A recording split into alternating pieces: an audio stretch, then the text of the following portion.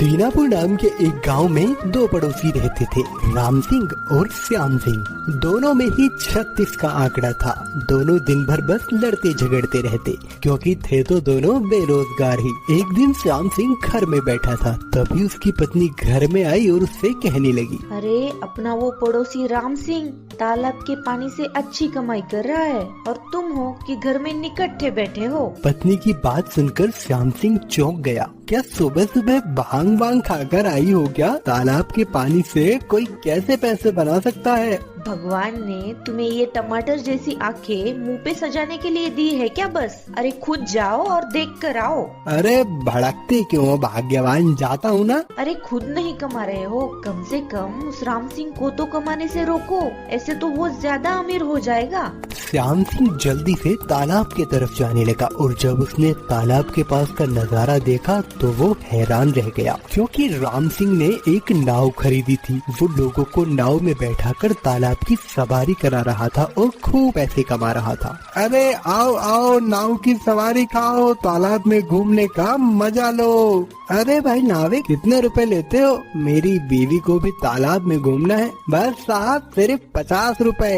और ऐसे ही वो दिन भर में बहुत से लोगों को तालाब की सवारी कराकर खूब पैसे कमाने लगा। श्याम सिंह राम सिंह से मिला तो कहने लगा, लोगों को लूटने का अच्छा तरीका बना लिया तूने। मूर्ख था मैं, जो दिन भर बेकार बैठा तुझसे झगड़ा करता रहता था। अब मैं इस गांव से पैसा कमाऊंगा, बड़ा आदमी बन जाऊंगा और जहाज खरीद लूंगा। इतना भी खुश मत हो, मैं ज्यादा दिन तक तेरा ये काम चलने ही नहीं दूंगा। अब चल चल। राम सिंह अपने काम पर चला गया और श्याम सिंह वहीं खड़ा खड़ा फटी आंखों से उसे देखता रहा। श्याम सिंह को उससे बहुत जलन होने लगी। मैं भी देखता हूँ तू कैसे बड़ा आदमी बनता है। इतना कहकर श्याम सिंह जंगल में रहने वाले धुन्नी बाबा की कुटिया में गया और जाकर सारी बातें उन्हें बता दी। तू फिक्र मत कर मेरे श्यामू, तेरी इस समस्या का समाधान इस पुड़िया में है। इस पुड़िया में? ऐसा क्या है बाबा इस पुड़िया में? तू अब ज्यादा सवाल जवाब मत कर, बस तू जा और इस राख को तालाब के पानी में डाल दे और बस मजे ले। लेकिन याद रखना, तेरा काम बन जाने के बाद मेरी दक्षिणा नहीं भूलना। हाँ हाँ बाबा, मेरा काम तो बने पहले। धुन्नी बाबा से राख ले जाने के बाद श्याम सिंह चुपचाप से तालाब के पास गया और उस राख की पुड़िया को तालाब में डालकर वापस घर आ गया। श्याम सिंह के जाते ही अचानक वो सारा तालाब गर्म होकर उबलने लगा, जैसे मानो किसी ने तालाब के नीचे पूरी भट्टी जलाकर रखती हो। सुबह हुई तो उबलते तालाब की खबर पूरे गांव में फैल गई। उबलते तालाब को देखने के लिए तालाब के किनारे बहुत से लोग इकट्ठा हुए। तालाब का उबलता पानी देखकर लोग डरने लगे। वहीं राम सिंह अपनी नाव के पास खड़ा होकर फिर से चिल्लाने लगा, अरे चलो चलो, किसे करनी है उबलते तालाब की सवारी, हल्की हो या भारी, जल्दी जल्दी आओ। पागल है क्या? नाव में बैठकर तालाब में जाएंगे तो अंडे की तरह उबल जाएंगे, हमें नहीं करनी कोई सवारी। सारे लोग एक एक करके वहाँ से जाने लगे और राम सिंह बेचारा परेशान हो गया। हे भगवान, इतनी मुश्किल से यह नाव की सवारी शुरू की थी, अब ये भी बंद हो गई। अब तो लगता है ये नाव भी बेचनी पड़ेगी मुझे। क्यों राम सिंह, अब तुम्हारी नाव की सवारी तो कोई करने से गया। अब एक काम करो, ये नाव मुझे बेच दो, मैं इसके बदले तुम्हें कुछ पैसे दे दूंगा। कम से कम तुम्हारा कुछ दिनों का खर्चा तो चलेगा। अब तो मजबूरी में मुझे नाव बेचनी ही पड़ेगी। इतना कहकर राम श्याम को वो नाव बेच देता है और उदास मन से घर चला जाता है। क्या हुआ जी, आप इतनी जल्दी घर कैसे आ गए और नाव को अकेले ही छोड़ा है? कोई चुरा कर ले गया तो? अरे भाग्यवान, अब नाव की रखवाली की कोई जरूरत ही नहीं है, नाव ही बेच दी मैंने। अब नाव बेच दी? लेकिन क्यों? अब अपना गुजारा कैसे चलेगा? पता है ना, घर पे राशन बस 2 दिन का है। राम सिंह अपनी पत्नी को सारी व्यथा विस्तार से सुनाता है। अरे तो ये तो और भी अच्छी बात है। अच्छी बात है? यहाँ खाने के लाले पड़ने वाले हैं और तुम कह रही हो अच्छी बात है? क्या खाक अच्छी बात है? इतना सुनते ही राम सिंह की पत्नी राम सिंह के कान में कुछ फुसफुसाती है। अरे वाह, ये तो मेरे दिमाग में ही नहीं आया। ठीक है, मैं ऐसा ही करूँगा। इतना बोलकर राम सिंह नाव के पैसे लेकर गांव के बनिए के यहाँ जाता है। अरे सेठ, मुझे 1 ट्रक चीनी, 1 ट्रक चाय पत्ती एक बोरा इलायची और एक टैंकर दूध चाहिए।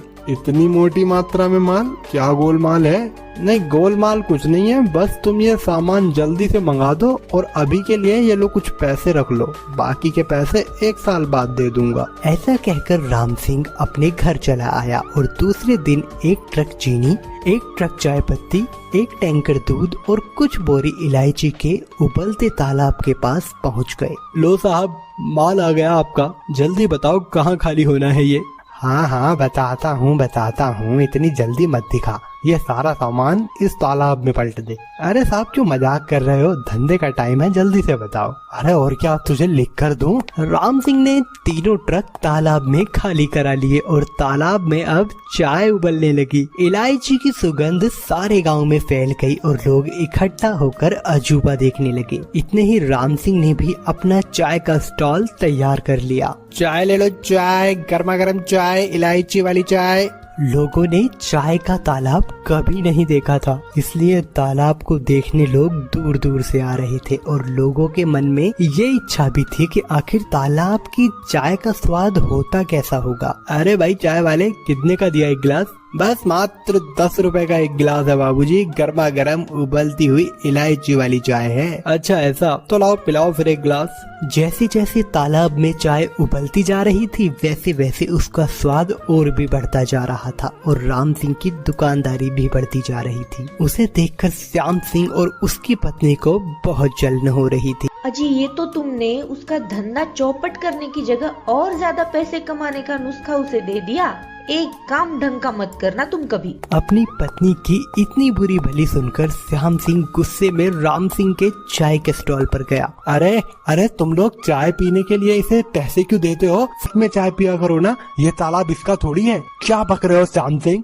मैं तुमसे नहीं लोगों से बात कर रहा हूँ। श्याम सिंह की बात तो ठीक है, लेकिन हमें चाय निकाल कर देगा कौन?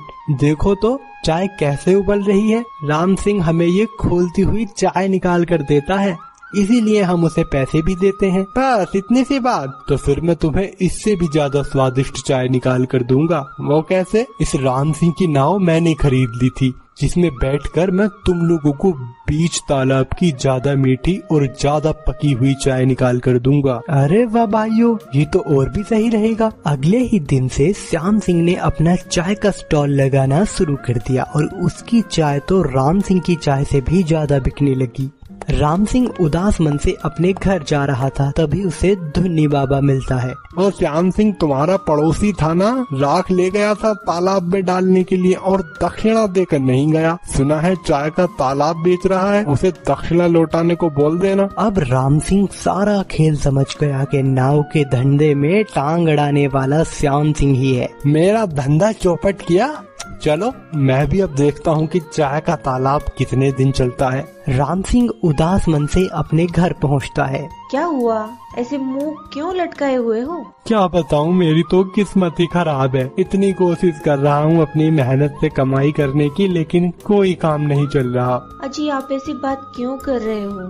बताओ तो क्या हुआ है? फिर राम सिंह सारी कहानी फिर से अपनी पत्नी को बताता है। देखिए आप ऐसे परेशान मत होइए, आपको नल लगाना तो आता ही है, तो आप लोगों के घर में नल लगाने का काम शुरू कीजिए। और रही बात ये श्याम सिंह की, इसका ये काम तो ज्यादा दिन तक टिकने वाला है नहीं। अपनी पत्नी की बात मानकर राम सिंह दीनापुर में ही पाइप और नल की दुकान खोल लेता है और फिर एक दिन, अरे भाई राजू कहाँ जा रहे हो? बस भाई बोला उबलते तालाब की चाय पीने जा रहा हूँ, आ जाओ तुम भी चलो। अरे नहीं भाई, वो यहाँ से काफी दूर है, रोज रोज पैदल चलकर आने जाने में बहुत थक जाता हूँ। जाओ जाओ तुम ही जाओ। भोला की ऐसी बात सुनकर राम सिंह के दिमाग में एक युक्ति आती है और वो जल्दी से चाय के तालाब के पास जाता है और कहता है, सुनो दीनापुर वासियों, तुम लोग इतनी दूर ये चाय पीने के लिए पैदल चलकर आते हो, कैसा हो अगर मैं गर्मा गर्म चाय तुम लोगों के घर ही पहुंचा दूं? अरे राम सिंह क्या बकवास कर रहे हो? मैं तुमसे नहीं लोगों से बात कर रहा हूँ। दरअसल भाइयों, मैंने नया